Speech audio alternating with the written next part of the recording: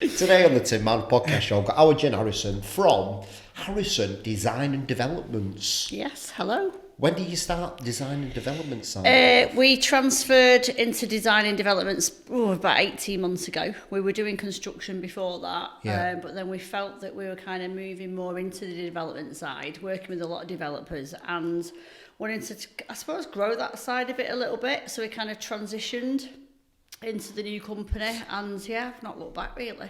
Loads of really good stuff's happening. Should we start off at the Bolton Markets then? Right. So you had a stall on Bolton Markets. I did have it. Do you know what? Potpourri, fragrance oils, flowers. So everybody used to come gravitate to my store because as soon as I opened the bags of potpourri, it let off this immense scent in Bolton Market. Back in the old days. How old were you then? 23, 22, something like that. Yeah. And why did you get into that? I don't know. I get into anything. I just kind of think, oh, that looks good. I'll give it a go. But I think it was because I was into it myself and I was meditating and kind of tuning myself into, grounding myself and stuff. So I was surrounding myself. Even back then in your 20s, so we're quite similar, me and you, aren't we? Yeah, definitely. Yeah. I do believe what you put out, you get back. And, I'm big on kind of surrounding myself with positivity. It doesn't always happen, does it? You can't help it if someone's being negative around you. But I see you've got crystals over here and scents going up. That is literally a small portion of my home. They're everywhere. They're at the top of the stairs, they're at the bottom of the stairs, in the hallway. They're everywhere. Because I just think, you can't beat that kind of thing. Even, as bad as it sounds, going past Warburton's Bakery, smell of bread, it's enlightening because it just makes you feel about a certain way. The but pheromones, scents, definitely. Yeah, so I decided that I was going to start selling them. The ones that I got, everyone kept saying, where are you getting these from? I've bought some and they don't smell like yours. So I thought, something in this, as I always do with everything. And I started speaking to I researched the company that I was getting them from and buying them from and went direct. And literally the next minute I was driving 2.5 hours to pick up massive kilogram bags of potpourri and all sorts of stuff. And I had all these massive boards made. Oh, it was literally one of the busiest stalls on the market. It was mental, absolutely mental. That's incredible. It was good. But you know what? When the market changed, because they did all this redevelopment at one point, and then I think you do have a source of natural reoccurring income from people that know where you are, come to find you. And I think, and obviously there was a slightly older generation as well shopping on the market, as much as there was a younger crowd as well. But I feel like when they changed it, everybody got placed in a different part, and then all the regular customers just didn't know where they were going. And it literally went for about a year. So I took what I had and I opened a flower shop out of the market, away from the market, and did flowers. So then what I did then was I was like, right, what's the best way to make money in flowers? Sad as it sounds, we all are not here forever, are we? So funerals was the thing.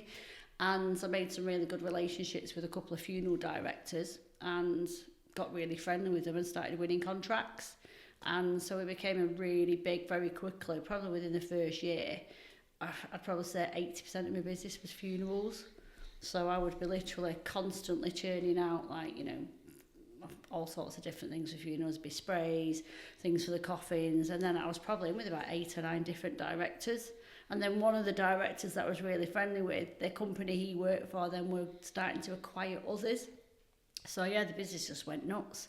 And I just kind of saw another opportunity and sold that in about 2024, something like that. Really? No, not 2024. I was 24 actually. Yeah. But it was literally, there was an element where I was like, do I stay with it or do I sell it?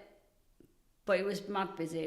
One of the girls that worked for me, she could see that I was starting to do something else. I think I must get bored really easily. I think that must be what it is. I must have a short attention span. I think I want to go, I can do that. If I realise that I can, then I want to move on to something else. Which is probably not a good thing, really. But because a lot of people see that sort of driven side to you, but they don't see the softer side to you, the sort of more spiritual side of you. Probably. Yeah, I would say so. I think, I went to Bali a year and a half ago with my son there was a load of other people came with us. It was someone's birthday, about 50 of us went, but I was taking Harrison off, it was probably 9 at the time, he's 10 now, to like look at temples and talk about things and showing him things from when I'd travelled around Bali previously and why I'd travelled before he was born, you know, with people that were from Bali. That It's one of my favourite places, Bali. Oh, it's amazing, yeah. Absolutely stunning, yeah. I think, I mean, the islands are beautiful as well, aren't they? Yeah. They're just absolute paradise. So yeah, I wanted to kind of show Harrison why and where it comes from in me. But I mean, I used to DJ, well, obviously another career, DJing and stuff. But like, I was literally in and out of Bali a lot. But I'd be in Bali for like 4 days. I might have one gig. So I'd have like 3.5 days on my own. I'd just be off into the mountains or finding a really cool temple somewhere. Yeah. And yeah, just having the best time ever. So yeah, I feel quite lucky really. I'm really lucky that I can show that to Harrison now. He's very, very into the universe. How much of it's planned what you do, and how much is it of it's intuition and you trust in the process and letting it be? What, as in with career changes? Everything, everything? within your life. Oh God, I've learned to listen to my gut instinct. Don't get me wrong, it doesn't mean to say I've not made wrong decisions, because I have. I do feel something, and I think I've learnt to know that what that is and what that feeling feels like to know. I think I can be a bad judge of character, as in there are people that have slipped through the net. We had a horrendous ordeal with somebody last year who we brought into the business, and I mean, we can discuss that at some point, but literally that was involved him like just being super nice, commenting on everything that we were posting on, wanted to get in with the business, wanted to be part of it, wanted to help us with that, and he was in construction, so he was kind of project managing and stuff. And it was probably the worst choice that we've ever made for the business. He was like doing things wrong, things that was costing us money to... I mean, listen, it's my company, it's my name above the door. If somebody does something wrong, it will get corrected. But then that costs us money. But he did like 4 things wrong on one job, and simultaneously he was running another job. And although that job went really well, he did something pretty disastrous at the end. And he caused us a whole load of headaches. And we had to remove him out. And he started blackmailing me for money. If you don't give me this, if you don't give me that, I'm going to like out you on this, and I'm going to say this about you. I'm going to ruin your reputation. And so there are people that have got into our business that literally I mean, Harrison knew him. That's how much I trusted this person. He was with us for a while, but literally when we stepped him up and gave him stuff, he just couldn't deliver. But I didn't have a feeling about him. So it's weird, isn't it? So, yeah, I think there's an element where you've got to... I'd probably say 95% of the time it's there. I trust it and I can feel it.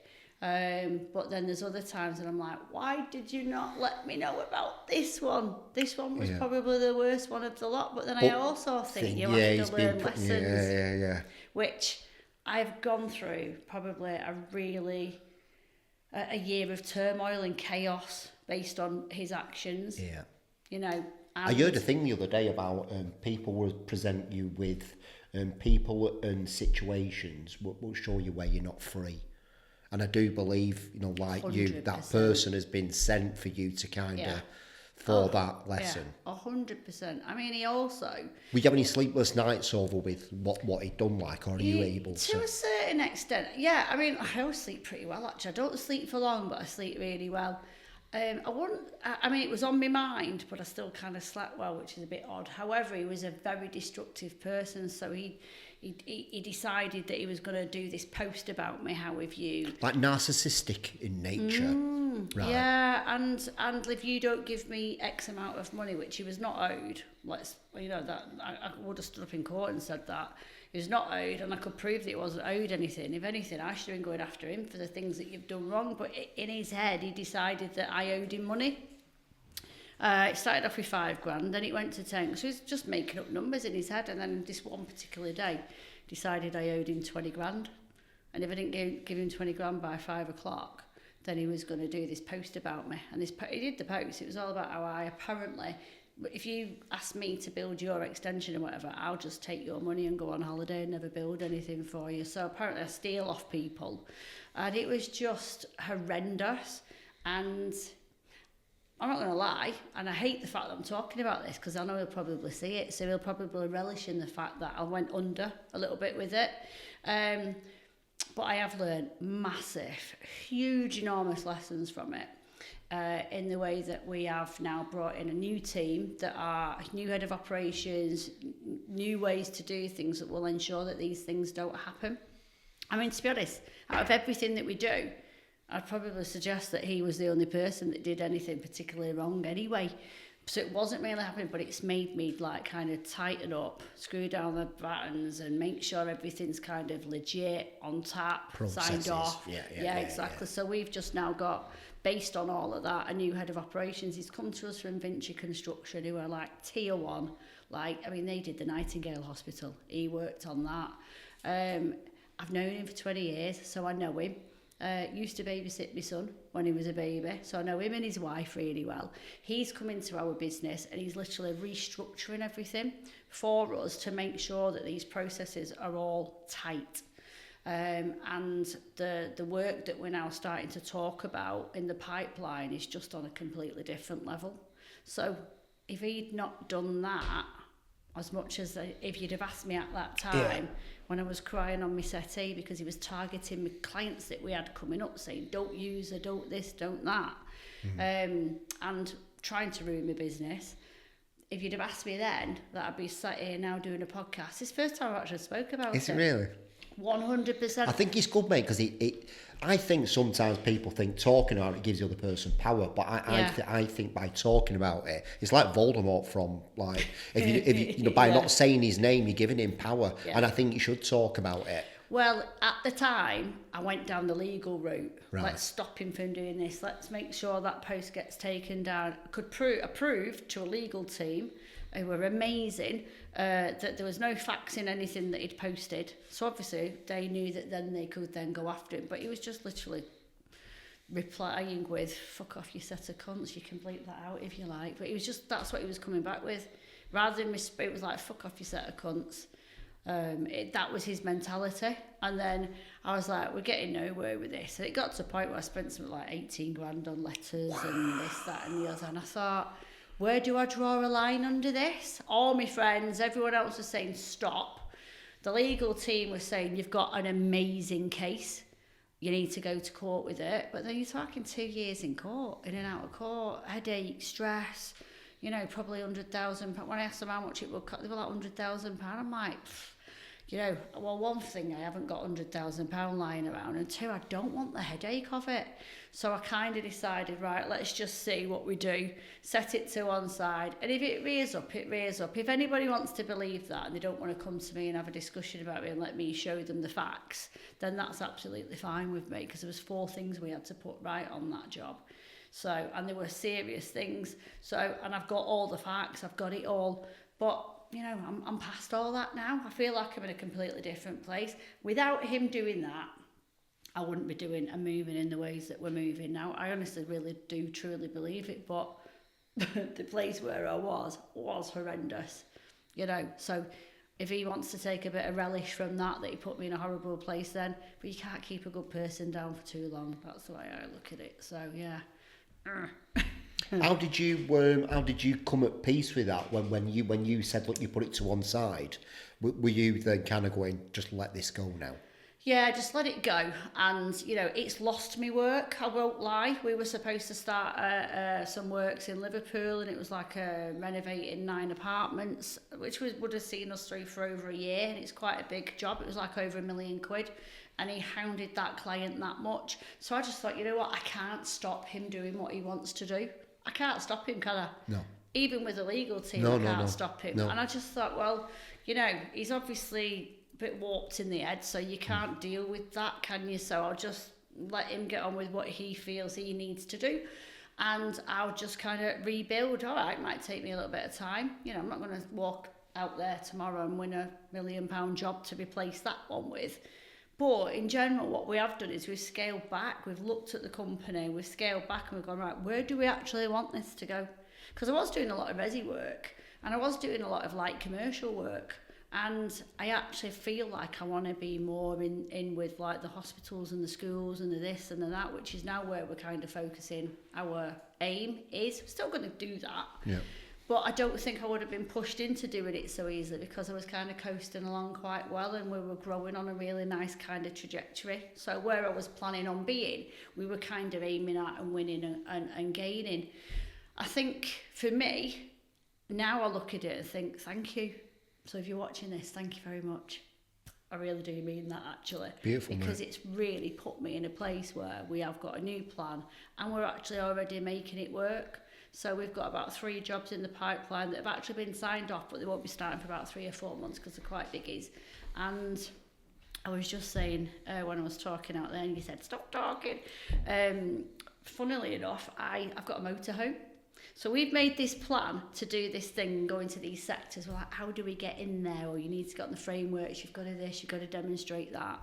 And then I hired my motorhome out to somebody, just advertised it on a local Facebook page near where I live. And somebody went, oh, can we hire it? They hired it, it's a lovely couple. And then when he returned, I just ended up chatting to this guy in the back of my motorhome for about half an hour. And it turns out he's the exact person, the person that I need to speak to get it. And he's over 7 major hospitals. So I've already had a meeting, and you know what? I just think to myself, again, thank you, universe. Things are dropping in, you know. So yeah, I've scaled back, addition by subtraction. So get these people out, bring the good people. Listen, don't get me wrong, I've got a great team, but you know, it's like that ripple in the water, isn't it? If you've got a bad stone and you chuck it in, it ripples out and it starts affecting other people. So by removing him and a couple of other people out, I really see that, and I just lead with positivity. At the end of the day, communication, positivity.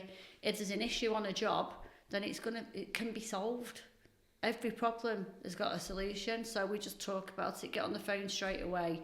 You know, if something's not been delivered on time, if a client needs to change something, or whatever it may be, let's just chat immediately. Don't leave it half an hour, don't leave it 2 hours, you know, act on it really quick. And if anybody makes a mistake, then we don't come down on anybody like a ton of bricks. You know, going back to that person, he made a mistake and we kept him on the job, we covered it, we repaired it, we changed it, we made it completely 100% right and carried on. And then he made a couple more mistakes, and it was the client that actually asked for him to be removed off the job as well. Wow. As much as us. So, you know, I would act quicker in removing someone off, but in general now I think we've got that much strong of a team. I don't really think we'll be expanding in the near future. We're quite happy with who we've got. I've got Nick, like I said, I've got Neil's joined us, and yeah, I'm quite happy with where we're at. You know, I think the processes that Neil's brought in mean that I'm not chasing for stuff. It's all there on a system, so that could probably be tweaked a little bit from my end. But yeah, in general, I'm kind of feeling, like you say, freer. I really am feeling freer, and I think, like you say, it can't all be smooth, can it? Because otherwise it'd be pretty boring, I suppose. Yeah, I just want other people to listen to this, other business owners and stuff, mate. And you know, I hope they, you know, I know one girl is going through the sort of same situation at the minute. I'm sure she'll watch this and get inspiration from your story. Well, the thing is as well, there's not things happening to you; they happen for you. Yeah. And it's that for me. I try and think, why is happening? This happening for me? What's the lesson in this? Before going into any negativity now, I got to think about that. Well, the thing is as well, the jobs that we lost based on the stuff that he'd done, you've got to think of, like, one was over £1 million, the other one was like probably 800 grand. But I had teams all ready to kind of start on these jobs pretty much. So I've got to disperse all these people as well, so I'm dealing with the aftermath of that. The money's not coming in, so then I've got overheads. I've obviously got bills to pay. I've got a kid at home. I've got myself. I need to eat. So there was an element of, like, one, it was the I knew everybody was talking about it because he'd done this post, even though none of it was factual. LinkedIn, I love LinkedIn.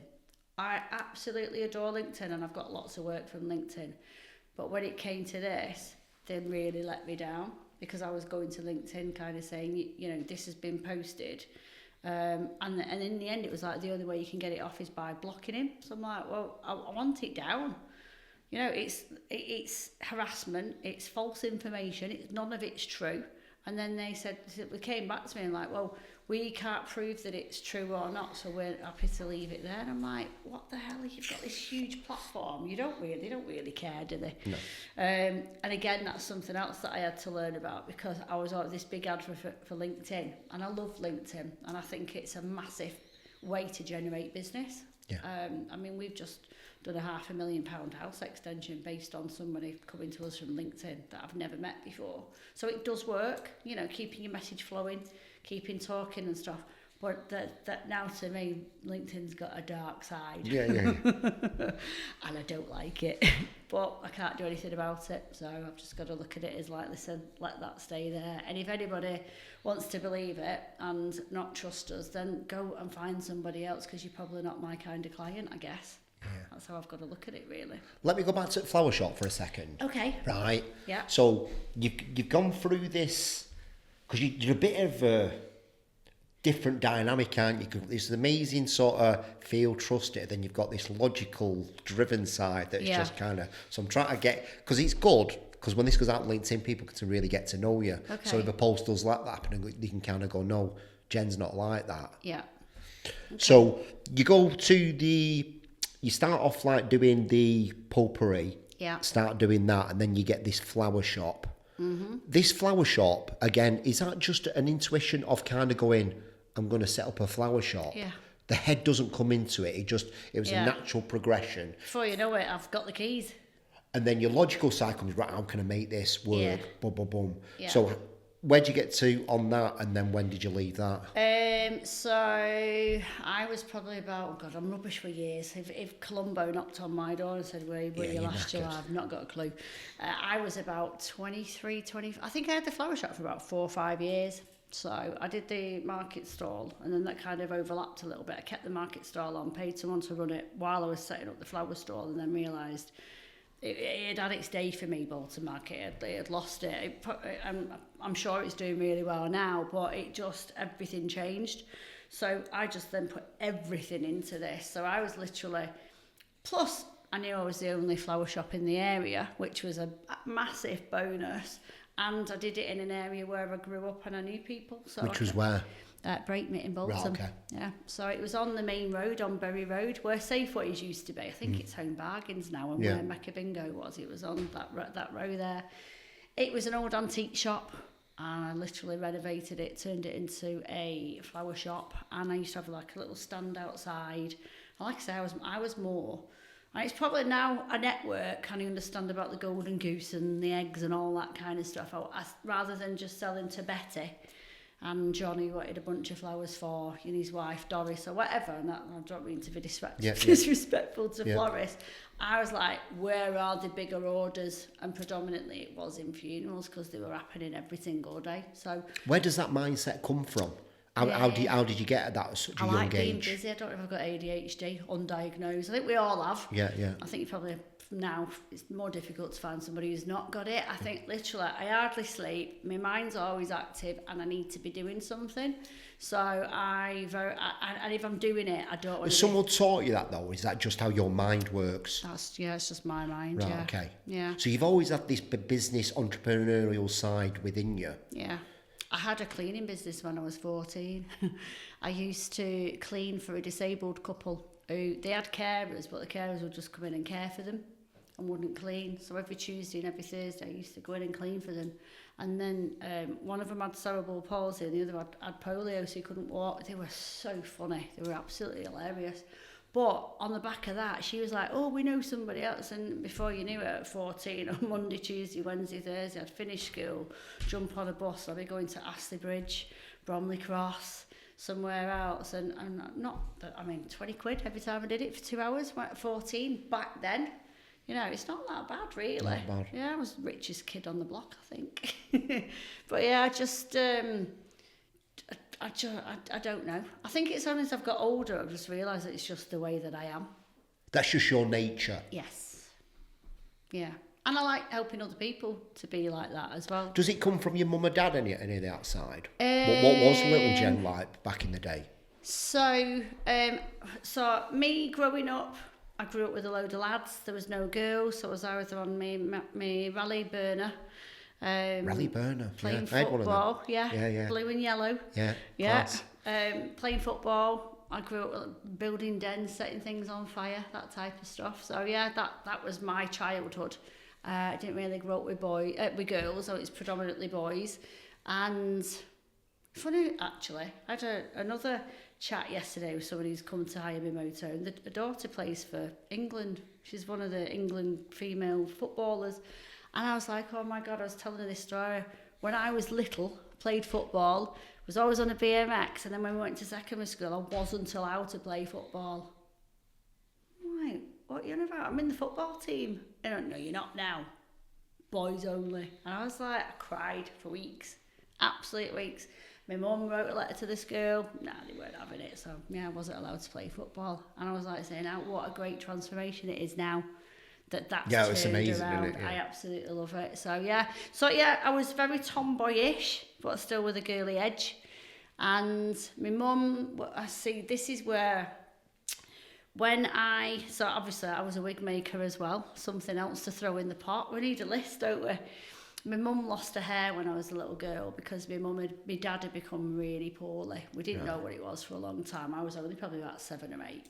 And it turned out he had to have his leg amputated.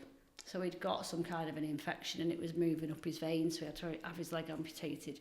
My dad went from being a gym head and going out running and throwing us up in the air to being depressed and wouldn't speak to his friends, and the whole dynamic of us as a family really changed. And plus then my mum was the only breadwinner. Things were a lot tighter then than they are now. We're all a bit frivolous with money now, aren't we? Things were a lot tighter anyway, but they were even doubly tight because my dad wasn't having any money coming in because he was poorly.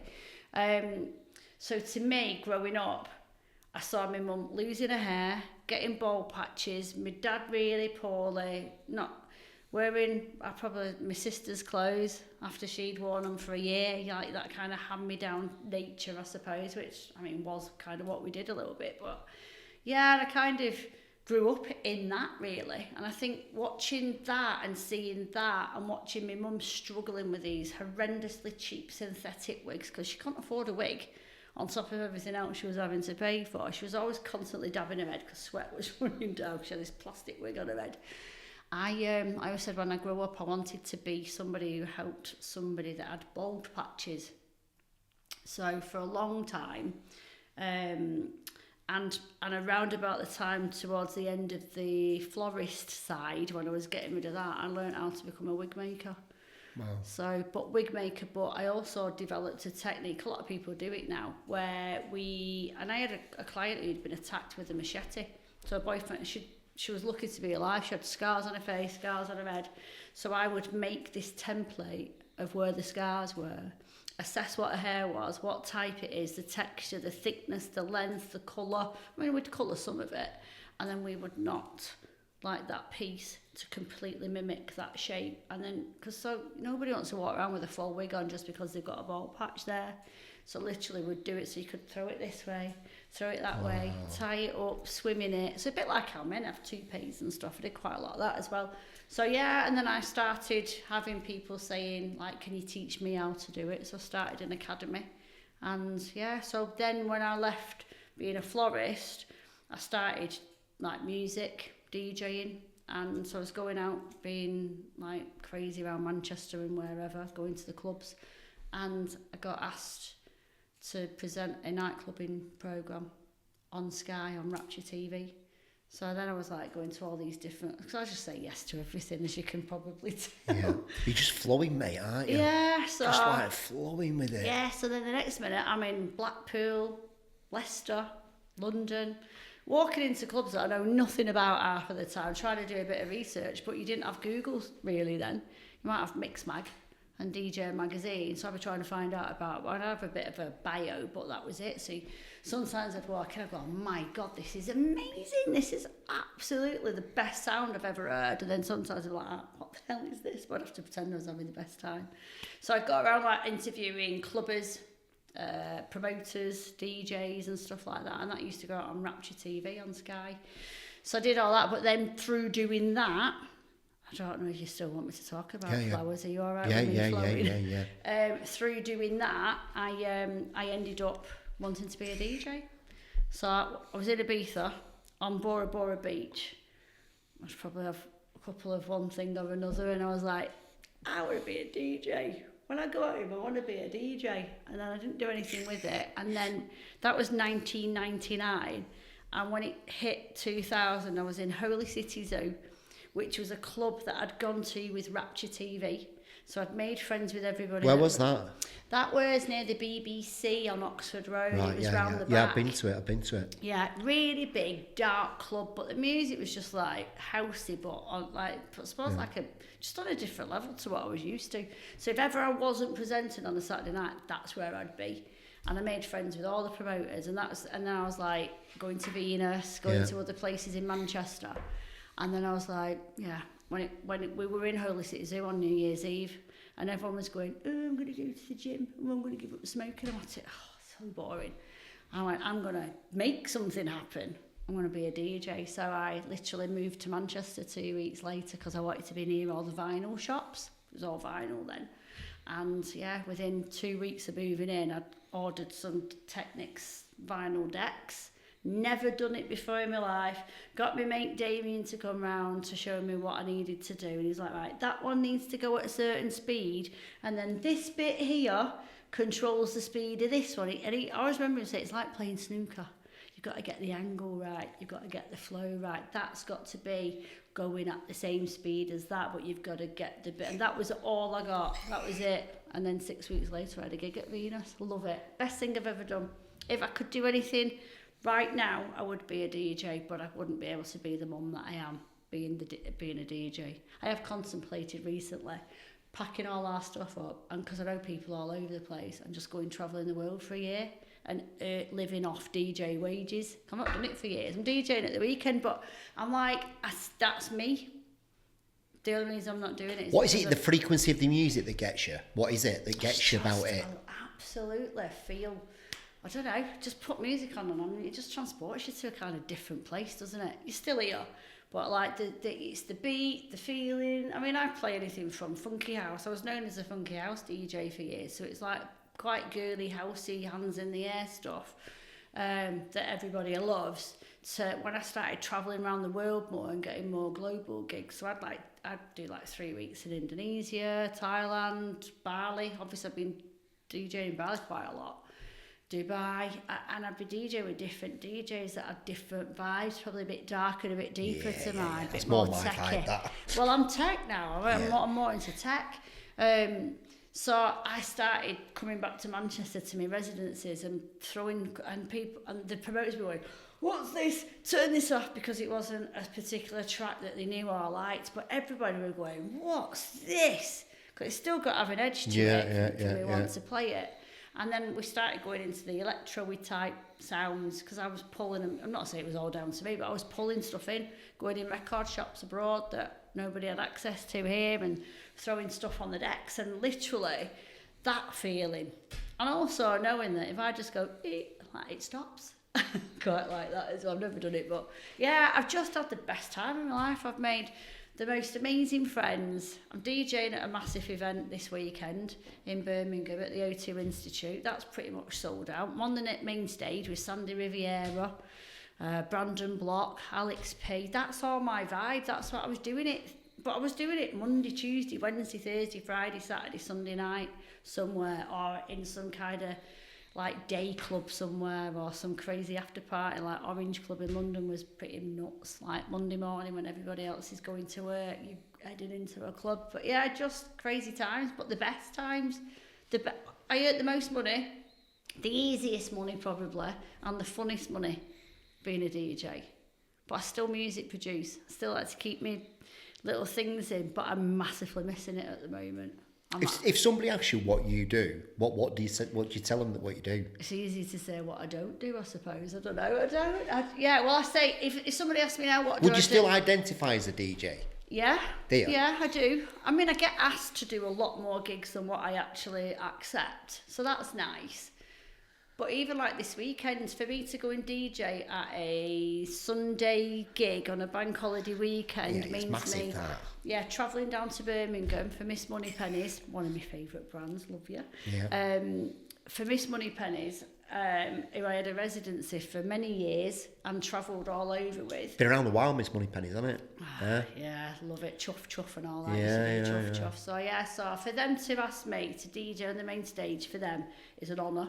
But I was resident for them, and it's like a family to me. I know I could walk in there on my own and not feel on my own straight away. I'll know someone on the door. It's just, it's homey. Yeah. Really, really homey. And no matter what somebody else is playing, no matter what I'm playing, it's just everyone's enjoying themselves. What is better than that? Yeah. The Nothing connection better than of it, all, yeah. I do still identify as a DJ. Something really tribal about it, isn't there? Oh, yeah. Yeah. That gathering. 100%. Yeah. You're all going there for the same reason. Yeah. Where do you go, by the way, when you go out? I don't go out anymore. Do you not? I've stopped all that. Used to go to the Hippodrome in Middleton quite a lot, but I've been all over the UK, going to different clubs and stuff. Okay. Sort of drum and bass was my thing, just oh my God. Yeah, I can see that. Yeah, man. You're just in that tribal drum, like boom, boom. Even now when I do my meditation, very tribal, very sort of Indian ancestral, like boom, boom. Okay. I feel that. Oh, you need to send me some of that. Oh, mate. Next level. Next level. I want some you of get that. really deep with it. Yeah. Really deep with it. Well, it's vibrations, isn't it? Yeah, my brother's a music producer, and he sends me a lot of DJ sets that he does, but the sound bath DJ sets. Oh, okay. So he does the bowls, puts it into his thing, and then sends me something like you go really deep with it. I'll send you some. You'll love it. Please You'll love do. it. You'll love it. Yeah, I love this. When you're doing meditation, what's your sort of what you're doing when you're sitting with yourself? What's your? I'm really into chakras and colours. Yeah, and it's something that again I got into it in Bali many years ago. Went to a temple. And they were doing it all there, and then when I was doing it, my eyes, I kept seeing these colours coming in, sometimes you start thinking, am I imagining this? But I used to go to a development circle at Bury Spiritual. I used to see stuff when I was a kid. Amazing. And stuff like that. I kind of knew you knew that already. Go on. Yeah. Go on. So I used to see stuff like I'd get home from school and my grandma was sat on the settee, but I can't believe I'm actually talking about Amazing. Love it. But I saw my grandma the night before she died in the hallway of our house, and I was like, why are you here? But she was with her next door neighbour. How old were you? Again, probably about 10. Right. But she was with her next door neighbour, and I'm like, why are you here, Jean? And the next day I got called out of school. My grandma had died in the night. She'd fallen down the stairs. And while we were there, obviously really upset, consoling my granddad, Ken from next door came in and told us that Jean had just passed away, and I was like, what the hell? But then I was told not to talk about it. Why?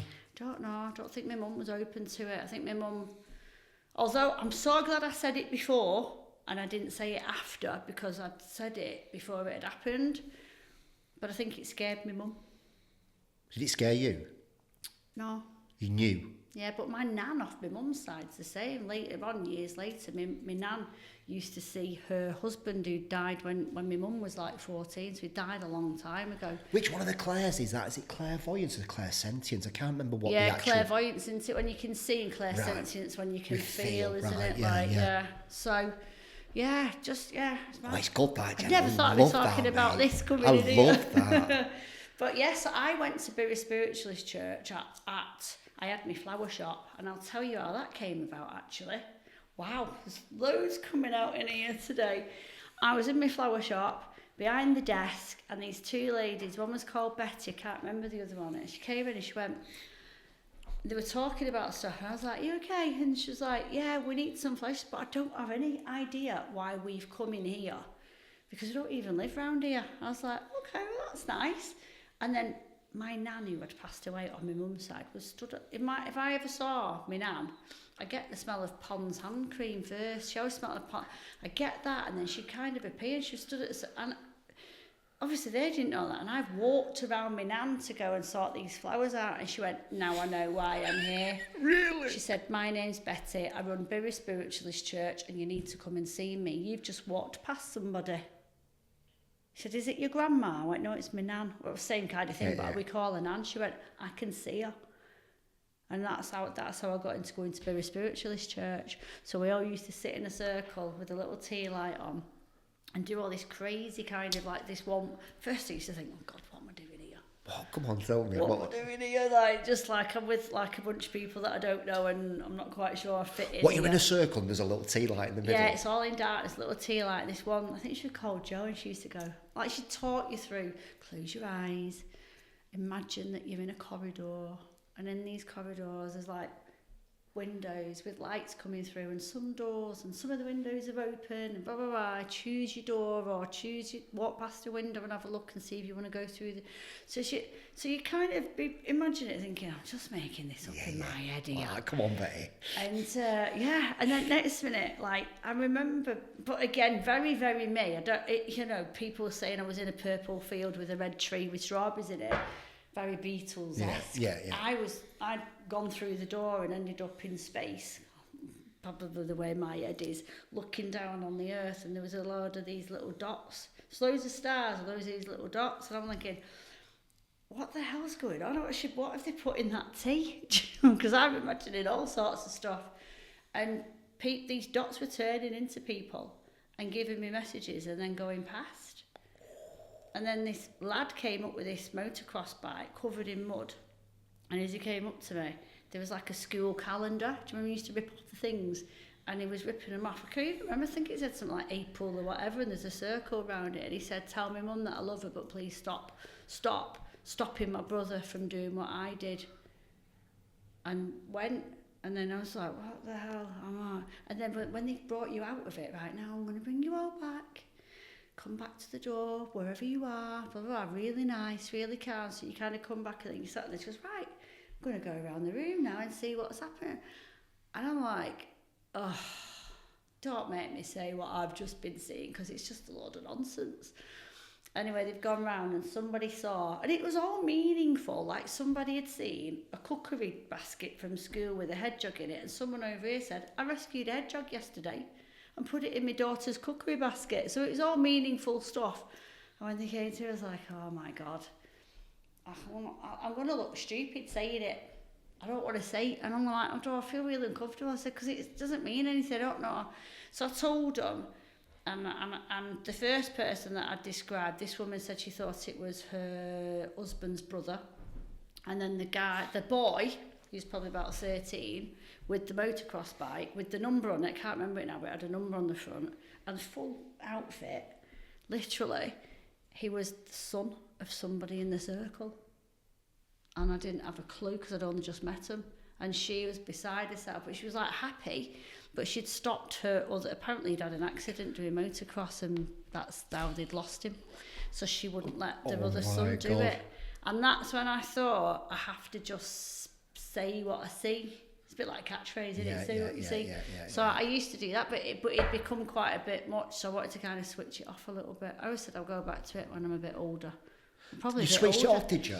Yeah, to a certain little things still come through here and there, but yeah. Because you're not open to it, you're not letting it come through. Yeah, they taught me how to kind of think. They said you can go in and switch it on if you want to, but you'd have to retune yourself a little bit. But yeah, I went through this thing of like going into my own head and switching a switch off and asking for it not to come through. It was literally, I'd turn around, there'd be someone in me, but I saw stuff all over the place.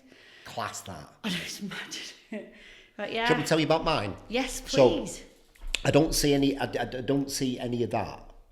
That's not really what I've got, and I don't know what I've got, and I'm not putting a thing on it, but I have consultations quite a lot of people come in, little sort of power hour meetings with me and stuff like that, and one not too recent back, I just get messages, and it's like, and I'm like, and I used to stop myself from saying them, because it's like, if I say right, it's going to be ridiculous, right? I feel a bit ashamed of it, and when I've done it before, people laugh. You don't want to be viewed as a mental case. Right.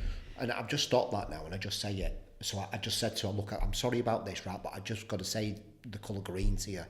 I've got to write the word green down, and I've got to colour it green. I'm with this. And she went, I don't believe you've done that. I've had a clairvoyance and a medium. He says, you're going to meet a guy who's going to say the word green to you. Oh my God. Yeah. She goes, well, I know I'm in the right place. Wow. So I'm just working with her at the minute and stuff. Well, that's mental. Yeah. It's mad, innit? Like, I used to get whispers in my ear. Right. But then, if you said that to somebody, you'd be deemed as being like somebody that is. Mine's just racist. feelings. Yeah. I wondered where yours are, where, Yeah. you know, really powerful, Yeah. the gift that you've got. Yeah, I went to a spiritualist church in Bolton. It's like near Bradford Street many years ago, and I did a development circle. What is a spiritualist church? So it's basically they still have an element of like kind of religion within it, but they believe in more spiritual stuff. So they'll have healers coming in doing a healing session. You should go. But they're still there? Yeah, they're still there. There's one on Bradford Street. There's still one in Bury. They're all over the place. Didn't They're even know. great. Really Maybe you're good. here to tell me about that, Well, that I yeah, can do that exactly, and get a bit more in tune. They'll have sessions where you can go in and they'll have a medium or a clairvoyant or whatever doing a session and they'll just pick people out of the audience. But when I had my flower shop, I used to have Jim Byrne coming in because I knew Jim was, when I was growing up, he was a very famous psychic. And here's one for you. I was 15. I'd gone to him. He lived about 10 minutes away from, but he used to do things at London Palladium. He was really well known, but very humble. Lived in, Jim, if you're watching it, I'm not saying, but he lived in like a bit of a council house on the corner of where we lived. So he wasn't like, you know, raking it in and living in a mansion. He was like very humble. Like you'd go and see him, he was just like seeing your uncle. And I had a tape that I only found when I moved house. When I was a DJ, actually, I moved from one house to another, and I was like, "Yo, what am I doing with all these boxes of stuff that they've been in the loft for 6 years or 10 years, and I haven't even looked at them." And one of my friends said, "Should we just put them on the skip then?" And I went, "Yeah, the cassette tapes. It was a cassette player these days." And when we went, I said, "Give me it." And when I went through, this one cassette moved, and it said Jim Byrne psychic reading, and I thought, "Ooh, I'm not throwing that away." And I thought, "Right, no, I'm coming back in with this box." Came back in with the box. Obviously, I know enough people in music. I just put it out to a few mates. Who's got a tape recorder? My mate Robbo went, "I've got one." So I went to Robbo, who's got that, came home, played it. Totally forgotten about it, to be in all honesty. And on this recording, he's talking about stuff and the powerful stuff that he was saying, "I've got someone here with me and she's saying," she keeps talking about the colour violet. She keeps saying, a bit like Eunice, isn't it? And I was like, oh my God. I said, "What does she look like?" And he described her. I went, "That's my grandma. Her name is Violet. She was called Violet. That was her first name." And he went, "Oh, right. I thought she was talking to me." So he gave me a message from her. And then he kept saying, "But I keep seeing you on a stage. Do you want to be a singer?" I was like, you can hear me go, "Absolutely not." And he's going, "Well, I think you're going to be. You're going to be on a stage in a dark club with lots of flashing lights and people dancing in front of you." And I said on the tape, "I've not got a clue what you're going on about. I don't want to be a singer. And I'm not connecting with that." And he went, "Well, just remember that for future." Thanks, Jim. But I found it when I moved. You should look him up. He's still going, you know. Is he?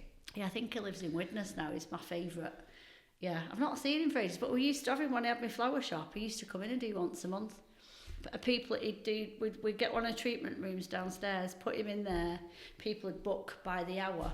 Everybody would come up the stairs. I ended up with like loads of boxes of tissues because everybody would be crying, Yeah. but they'd been Releasing. connected to somebody who's passed away or whatever, and they were going, "How does he know this stuff?" And he'd said blah blah blah, and I was like, "Wow, he's so good, so good. You need to go and see Jim Byrne."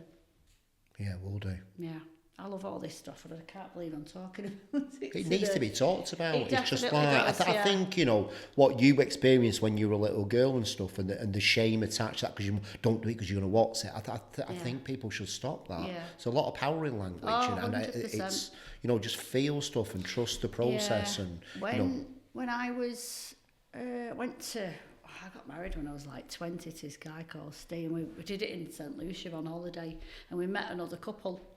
And when we came back, they came to our house, and I kept seeing this when they came, and then they left. They left later on. This guy was in my house, and I couldn't get rid of him. And in the end, he was saying, "The wheels, you need the wheels." And he had like a mare's, like a necklace on, and I'm like, "This guy's freaking me out." And in the end, I ended up ringing them, and he said, and it ended up being this girl, Ruth's dad, he was the mayor. But he passed away, obviously, but when he was alive, he was the local mayor, which I didn't know. But he kept saying the wheels, check the wheels, check the wheels, check the wheels, check the wheels, check the wheels, and in the end I was like going, oh my God. Right. So I had to ring. And it turns out they'd had 4 new sets of wheels on, and there was like locking nuts missing off one of the wheels. Oh, the nuts were missing off, there was only one on, so it got a bit of a wobble on the way up. But yeah, it's just stupid stuff. Like you say, you just got to say it. You just got to say it. That's powerful, that, mate. That's a big gift you've got there, though, haven't you? Why have you shut it off? Because it got a lot. It became... There's a film, I can't remember, is it Truly Madly Deeply? And it's got Alan Rickman in it and this other actress. No, I've not seen it. And it's about... I've not watched it for many, many, many years, but it always reminded me of me, like loads of people that have passed away around you. It just got a little bit too much. And I always said I'd probably come back to it a little bit later on. Yeah, I don't know, in all honesty. I think I think probably there's an element where I started doing tarot readings and stuff, and then you'd end up with people knocking on your door, crying, going, please can I come in and see you? It got a lot. It did get a lot. So I think really, in all honesty, thinking about it, it's probably because of that. Like I did a tarot reading for someone and I had to run out of the room because I thought someone had run in on fire, in a fireball. I ran out of the room, freaking out. It was that real. But it turned out it was this girl's brother who died in a house fire. And she was lovely, but it's like people's, and I'm not saying that she did, but people would kind of, if you're giving them messages, they start wanting more. Yeah, I don't know. Perhaps I was a bit too young to kind of handle it, I don't know. Yeah. You know that's what you're going to be doing, don't you? Possibly, yeah. Yeah, it's weird actually, because it started, perhaps there's a reason why I'm talking about it, I started coming through. Yeah, I think maybe there's a reason that's why I've got you on the podcast for that reason, I think. Because I'll be honest with you, when I met you and I've been around your energy and stuff, there was a real thing on construction, and I'm like, I don't even know why you're doing this. Right. I'm like, there's a real big disconnect between you and what you're doing. Yeah. That it's not your calling. Yeah. In a way, which makes perfect sense now talking to you. I'm like, that is you. Yeah, I guess so. You know.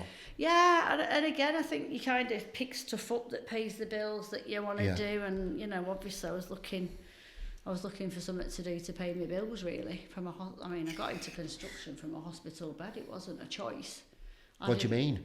So I had so basically should we go back to the story and the sort of timeline? Yeah, go on. So you did the flower shop. How did you get from the flower shop then to the construction thing? So flower shop to presenting nightclubbing program to wanting to be a DJ, but I'd also just learned how to do wigs, and I was doing hair extensions, but I was doing hair extensions before anybody else. I was the only person in the Yellow Pages. Nobody knew. People go, how do you put them on? Do you glue them onto the end of your hair? This is like 1996, 1997. And I'm like, no. So I was like ahead of the time with that really. So doing hair extensions and wigs, and then I became a DJ. So I was kind of overlapping it. So when I was here and not off DJing, I'd have a full diary doing hair stuff. And then going down the line, obviously to I suppose me getting older and wanting to be a mum. I was like, I cannot. I was in a hotel room making a track with a very well-known DJ that I know. Who, if he was DJing at Sankers, he'd stay at mine. If I was DJing anywhere near his, I'd stay at his. And he'd stayed at mine. Then he was DJing in Birmingham and we were just making a track. That was it. And we started talking about where do you see yourself? And he was like, I want to have a kid, And he's like, do you not? And I was like, no.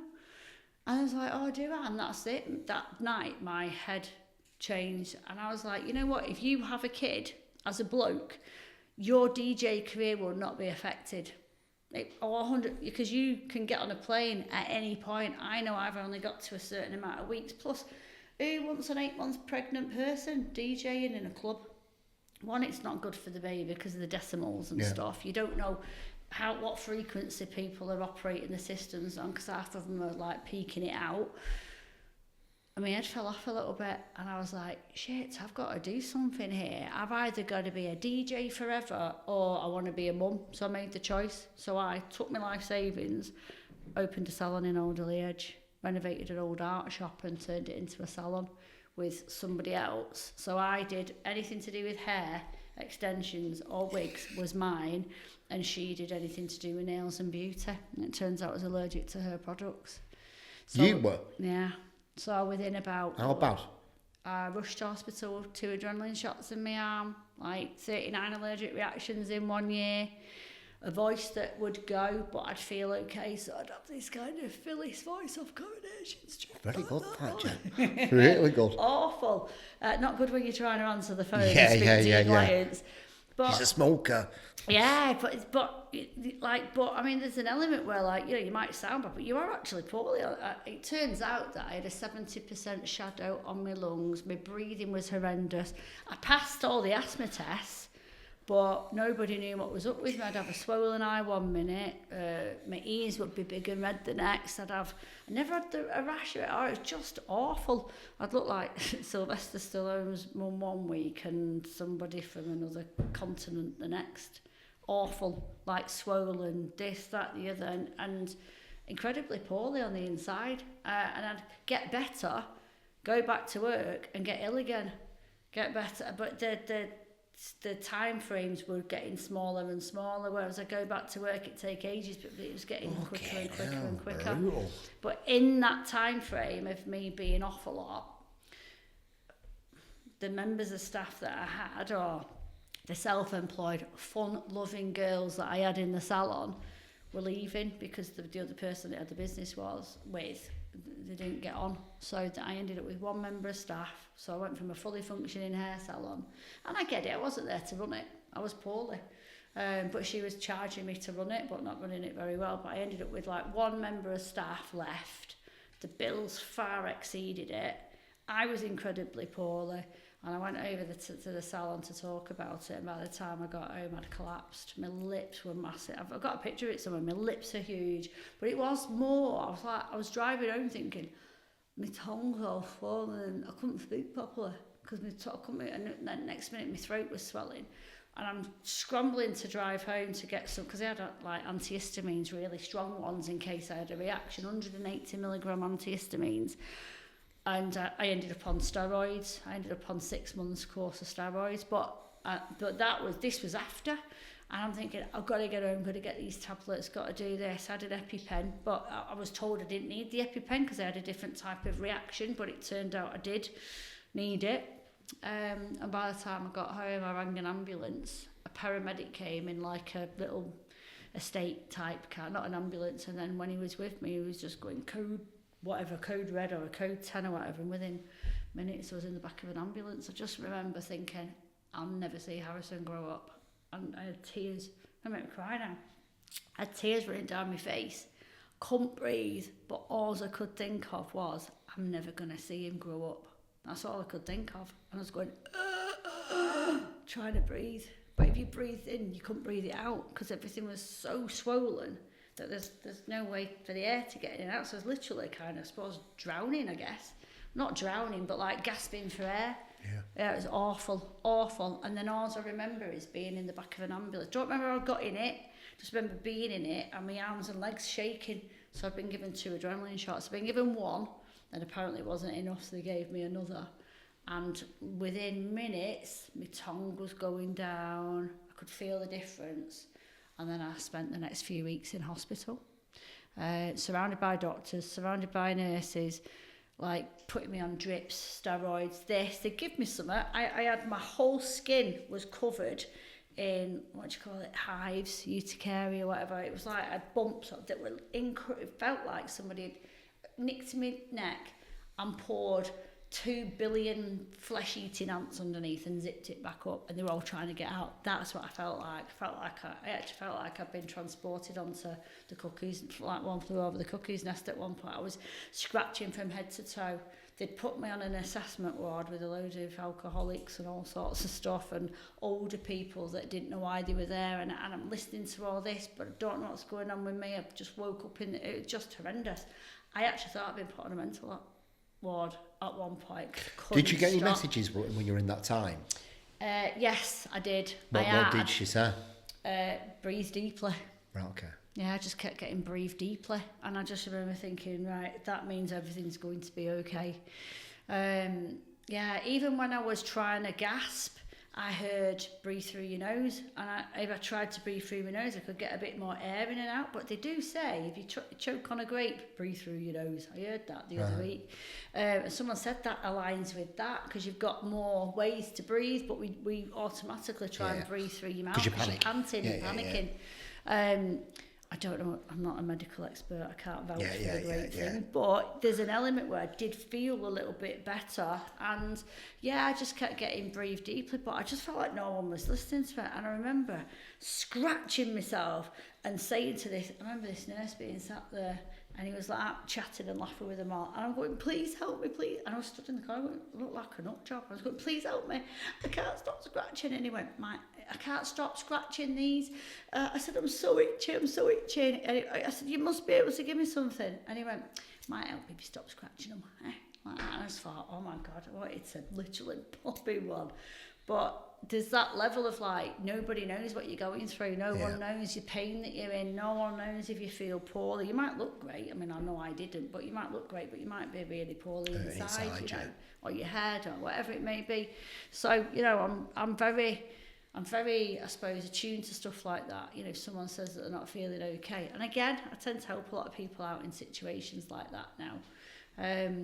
But for me, being in that situation, I'd been in that situation, although not quite that bad, for about 18 months. People were leaving, saying, if you were there, Jen, it's not as much fun without you, blah, blah, blah. You're not because I was a marketing queen. Not many people coming in through the doors, because I'd been like doing all sorts of stuff to make sure everybody's busy, winning new clients. Let's put some new client offers on. Get you busy. Once you've shown them what you can do, that's your client then. Pay full price. So I had all this stuff, but I was ill. So the clients weren't coming in as much. They weren't getting on with the other person in the business, and then I'm incredibly poorly on top of it all, and I'm getting phone calls, text messages, you need to pay this, you need to pay that, when are you going to pay this, blah, blah, and I was in hospital recovering from all this, and I remember and then they put me on a steroid drip, and all these things would disappear, and then as soon as they took the steroid drip off, even with the steroid drip on, they'd come back, and they couldn't figure out why. So I was going through all this, lucky to be alive, really, I guess. That's the way I look at it. You know, it was, a very close call, really. I mean, I don't know why I didn't just drive. It's mad, isn't it? Why did I not just drive to a hospital? Why did I drive home for my tablets? Stupid things that we do. And again, we have this thing where we don't want to bother the doctor, we don't want to bother the There's a bit of shame in it, isn't there? There's a bit of like, don't want to, My mum's the same, I'm like, oh, no, we'll get you there. But anyway, struggling to pay my bills, really like stressed and poorly, and then the next minute I get to, and I'm ignoring my phone predominantly because a lot of it's probably 70%. I mean, obviously my friends were seeing how I was and my family, but a lot of it was, when are you paying this, and don't answer the phone because it was someone asking you to pay the electric bill on the salon or blah blah blah. But you had salon, home, nursery fees, all sorts of stuff going on. And my income wasn't cut because obviously I worked as well within my business and earned an income, and I wasn't getting that either. So it got to a point where I just got this message, and I saw that it was one of my clients, and she sent me a picture of a set of keys. And if ever anyone's heard this, it's probably really boring, but this is the true story. She sent me a picture of a set of keys. Hiya, Jen, I know you said you know somebody who manufactures windows and doors. We've bought the house that we told you about. Have you got his number? And I went, yeah. I'll send it to you now. And I went to send it, and I thought, no way. How many windows and doors has he done for people that while I'm doing someone's hair or doing a wig or this, that, or the other, don't go to them, speak to my mate. So I messaged him. I went, listen, I'm in a bit of a shit situation. I'm really struggling to pay my bills. It's a long story, but I'm in hospital. If I sent you a client without charging them anymore, because I don't want them to get... Could you make a little kickback? Yeah. Yeah.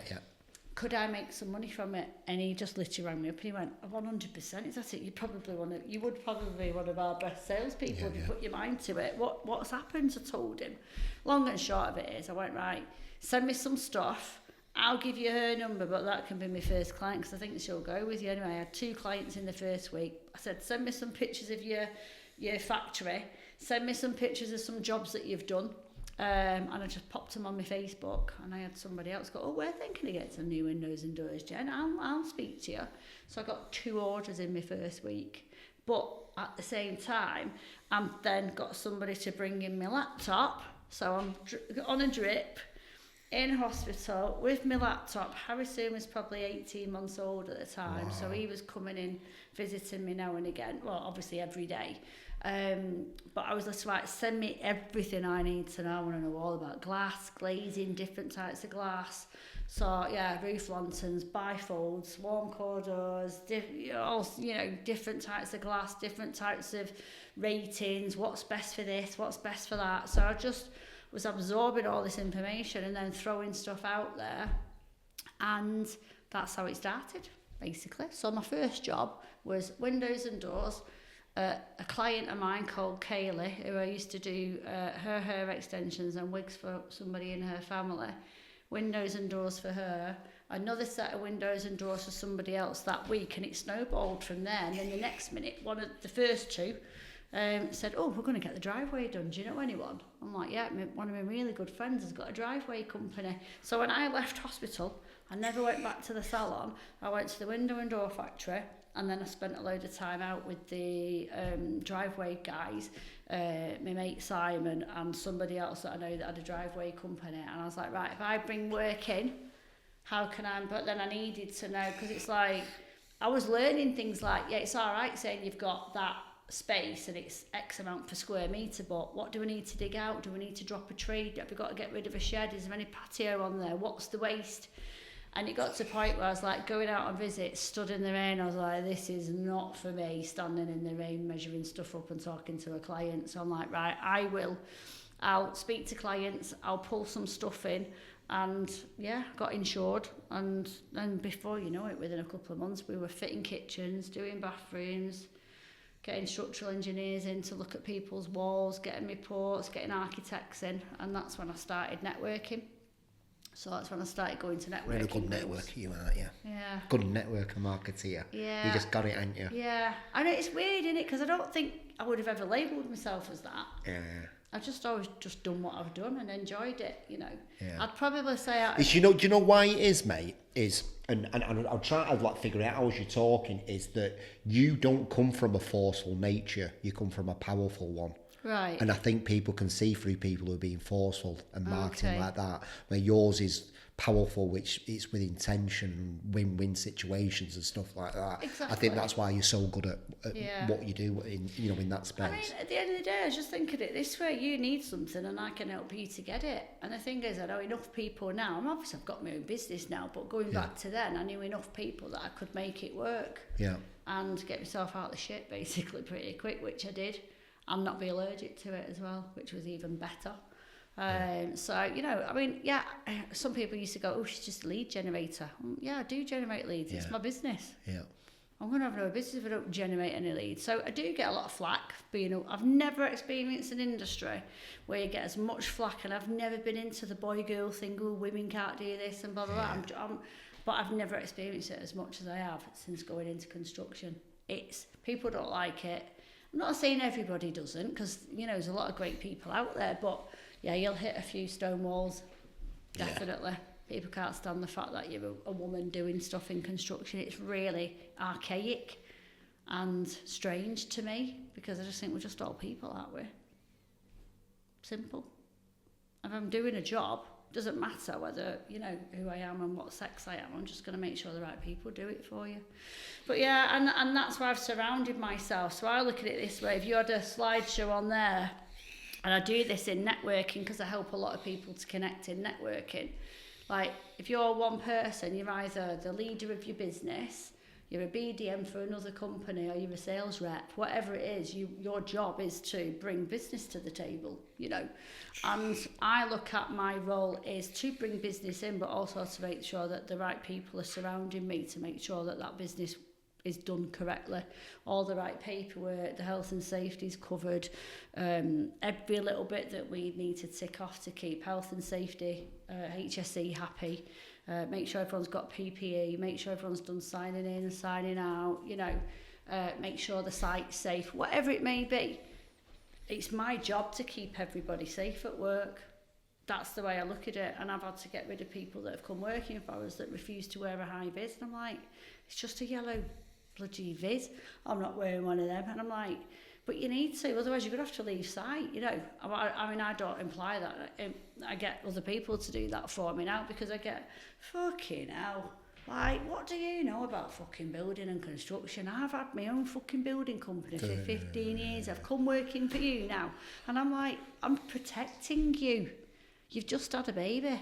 What happens if, like, somebody doesn't see you because they're reversing something around or swinging around with an RSJ or whatever to put it in somewhere because you've not got a high vis on there? Like, I'm not doing it to be an arsehole. I'm doing it to protect you. But yeah, I do think that if it was somebody else saying it, they'd just go, all right. But there's so many times I've had to get rid of people because I've driven, I mean, I'm going back a few years, things that I've learned along the way. And it's like now having Neil in place, he's come from a massive organisation. Like, nothing gets past him. Do you know what I mean? We're even looking at putting PPE cameras on sites as well. Because I've had it in the past where if they know I'm there, they'll have their hard hats on and the PPE on, and which they should have no matter what. But I've gone off and on purpose because they think I'm not going to come round for a few days, gone back an hour and a half later and on the roof with no PPE. And that's, you know, going back. I've obviously removed people from site because of it, but I'm like, why would you not? It's like, it doesn't weigh anything. It's not like it's 22 stone that you're putting on and it's uncomfortable. It's just a bright yellow little vest thing. Stick it on, be safe, keep yourself safe, your family, you know, if something happens to you, I don't want anything to happen to you. I don't want it to come on me either, do you know what I mean, as a business owner.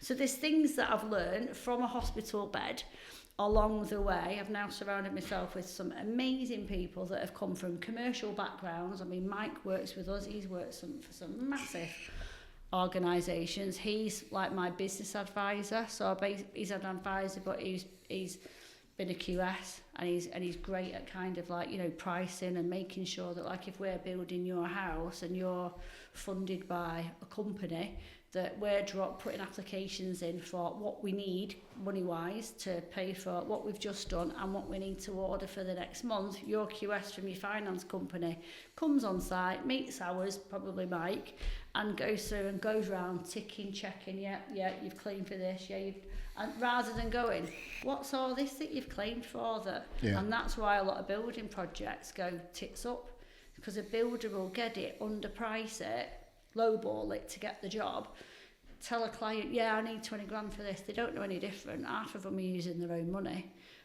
Or if they are doing it that way, they'll spend it on another job that they've underpriced because they've run out of money. And by the time they get to the end of yours, I don't want any of that in my business. I want it all to be clear. I want you to know what you're paying for, so that's why applications will come your way, so you'll know exactly what we're doing. We'll walk you around site if you want to, and we'll communicate with your QSs from your funding company who are acting on your behalf. You know, it's about, I want to make sure that the money is in that job all the way along for us to make sure, and that's Mike's. So I've got Neil running the projects, Mike running the financial side and the drawdowns and this, and then I've got specialist project managers, site managers that are running it. Yeah, no, I'm sorry, but I am not building your house, but I am building your house at the same time. So I think there's an element where a lot of people are going, she's not really a builder. But I didn't see Richard Branson driving the last Virgin train up from Manchester when I was on it either, but he still runs a company. And I'm not likening myself to Richard Branson, but you get where I'm coming from. So, you know, I'm just running a business. That's the way I look at it. I'm running a business and making sure that the right people are in it to make it work. And I think if you apply that, you know, a lot of people go, don't surround yourselves with people that are better than you. Well, if I didn't, we'd all be in a really bad situation. Yeah. So, you know, I bring people in that far exceed my knowledge and expertise. I know a lot. A lot of people like kind of diss me as not knowing enough, but my God, have I learned stuff over the past 5-6 years. I know enough and I know a lot. But at the end of the day, I leave the people within my business to run the bits that they need to do now while I do what I'm good at and enjoy. So, yeah, let's world domination. So if people want to work with you, yeah. and where can they find you? How can they get hold of you? Well, we're just redoing our website, only simply because I don't really look at it, and I looked at it the other day and I was like, shit. what the hell is that? That's probably like 6 years old and doesn't really I saw it over the day with crap. Yeah. Yeah. So that's being redone at the minute. Well, to be honest, I paid to get it done a while ago, but because we were kind of restructuring where we were going, I put it on pause. But I get loads from LinkedIn. Quite a lot from networking. Probably not as much as I'd like to get from networking. I think I give a lot more than I receive, but I'm obviously a giving person. And listen, I think a lot of people will go, well, I give so many referrals and I only got this many back. One referral to me can be big. Do you know what I mean? So I don't want 50 referrals. I just want 3 good ones. Yeah. So I'll give lots of referrals because for example, we're just finishing off a 10,000 square foot house in Solihull now. So we've been pulled in by a company to do this. And there's elements of like Solihull on a good day is probably 2.5 hours away. On a bad day, it's 3.5 hours away. I don't want to send a team every day of the week to Solihull because 1, it bumps the price up for the client, and 2, my teams will get naffed off. Especially when someone's going, where are we for your tea? Or why can't we go out tonight? It becomes annoying. I don't want to do it. So through my networking channels, obviously I'm in B&I, which, you know, I love and I do think really works. So there are other people that I know in that area. I know a lot of people from Birmingham, like I'm DJing in Birmingham at the weekend. I know loads of people from down there. But I can also reach out to a networking group that I'm in. I can also, because I'm a director launch director in B&I, I can go to the directors who I own and go, who's the best person in your region if I want X, Y and Z? So rather than just going on something and looking for it, I'm doing a bit of homework and then we'll kind of spend a bit of time with them, find out, get a few referrals off other people as to what they think of them. And then, so at the moment on the 10,000 square foot house in Solihull, we've got air conditioning, ventilation and heat source pumps. That job's just come in, probably about 80 grand for that person. I can bring somebody from down here, probably make it 95 grand. I'm trying to work for my client.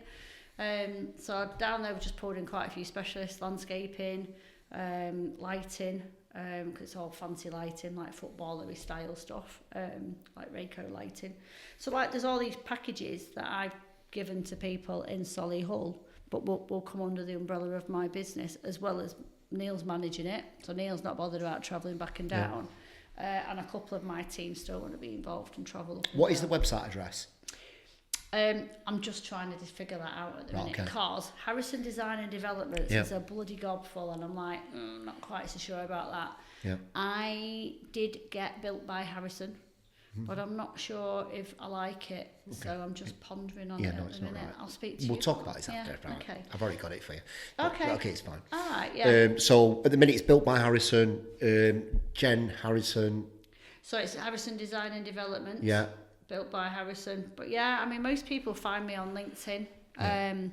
For some reason, I had my Facebook page hacked, loads of money taken out of my PayPal and deleted a couple of months ago. So that was a bit, my head fell off a little bit with that because I had loads of business on there. Nowhere near like LinkedIn or anything. So I'm redoing my Facebook at the moment. But yeah, I get a lot off LinkedIn, but I deal with quite a lot of architects. So I had a meeting yesterday with an architect who, you've seen the pyramid at Stockport? Yeah.